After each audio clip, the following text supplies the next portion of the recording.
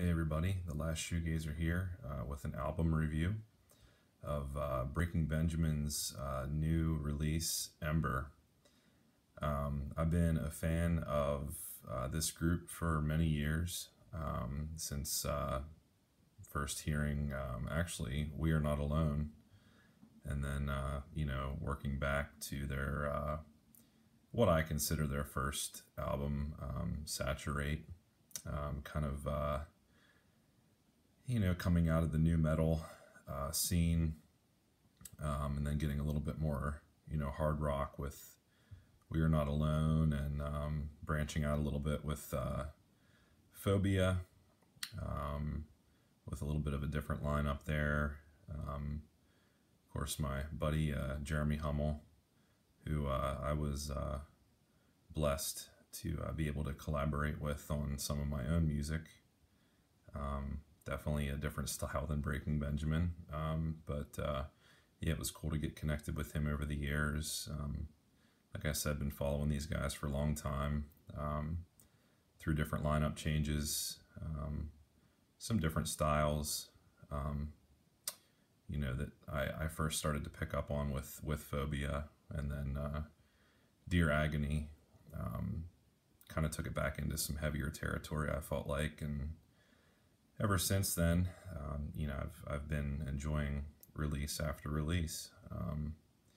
So, yeah, without further ado, let's talk about Ember. To me, it's definitely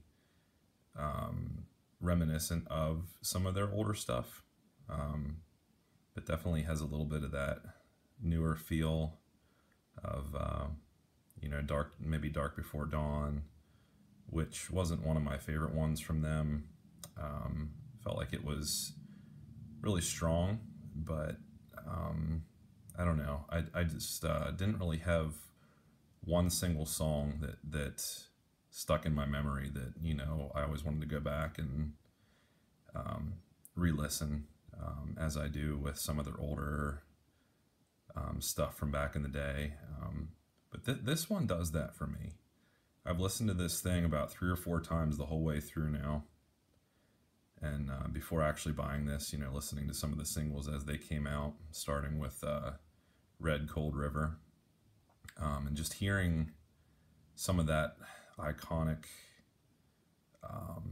classic Breaking Benjamin, that raw element, that just characterized them from the beginning. Regardless of the lineup changes and the differences there over the years as the band has evolved. Ben has he's been consistent.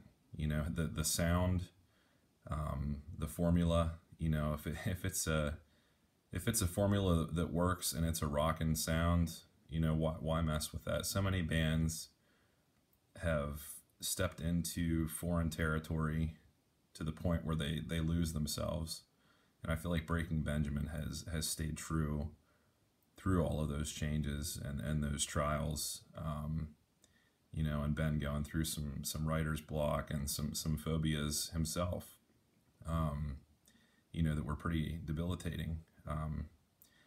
They've overcome, they have changed, yet their sound has stayed consistent and reliable. And this is just such an awesome new effort from the new lineup that kind of started with Dark Before Dawn.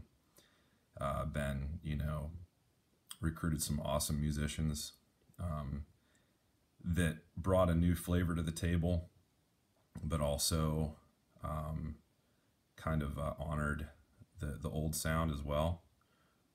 But they are just stronger than ever. I do miss the good old days of Saturate and We Are Not Alone, and some of my favorites from high school years, that I rocked out to a lot. But everything changes. This is proof of that. Yeah, but his voice is just so raw. His vocals are just in tip-top shape. I noticed a lot of his screams are like really extra, like sustained, in this, like even more so than in the past. Just really raw and held out for a long time, and filled with, you know, that angst and that passion that, you know, is typical of his songwriting and his vocal ability. But the band, the musicianship is just top notch. But yeah, I would highly recommend this to any Breaking Benjamin fan, any fan of, you know, hard rock. It still has some of that, you know, nu metal vibe to it. But I'm going to share some favorites here with you guys. We have, of course, track 2, Feed the Wolf. I believe that was like the second single that was released. I might be wrong about that, but track 3 there, Red Cold River, that was the first one that I heard as a single off this album that they were, you know, promoting, along with a really cool music video that tells a kind of a cool, creepy story. But yeah, Red Cold River, you get those classic Ben screams that are just, oh man, it just sends chills up your spine, which I don't feel that way towards many songs these days. But boy, whenever I hear something that can give me chills and that I want to listen to over and over again, that's a winner to me. So yeah, Feed the Wolf, almost reminiscent of the sound of Blow Me Away from the Halo 2 soundtrack. You know, that kind of vibe. And then my favorite being Torn in Two, track 8 there. I feel like it offers up everything that I love about Breaking Benjamin and have loved about them. It just has a lot of great, you know, changes throughout, you know, a really great breakdown. He even goes like falsetto, and vocals just sound really, really awesome. And it's just really heavy. But yeah, throughout this whole thing, the riffs,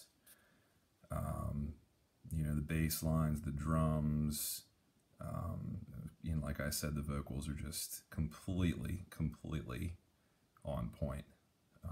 This, to me, is a little bit more memorable than Dark Before Dawn. I feel like that was a great kind of, I don't know, reintroduction to, you know, the new formation of the band. So I did enjoy that one. But this takes me a little bit more back to some old school Breaking Benjamin sound. And you gotta love that artwork, man. That is a sick looking cover. They always, you know, put out really cool artwork and, you know, artistic concepts, you know, throughout their different releases. So yeah, Breaking Benjamin, Ember. I am really enjoying Torn in Two, track 8. If you want to check out a really, really good sampling of the new sound of this album, I would highly recommend that, as well as some of the other ones that I mentioned. They're all great. I haven't found one on this album that I don't like. So, yep, as a fan of Breaking Benjamin, I am pleased. So let me know what you guys think. Leave some comments below.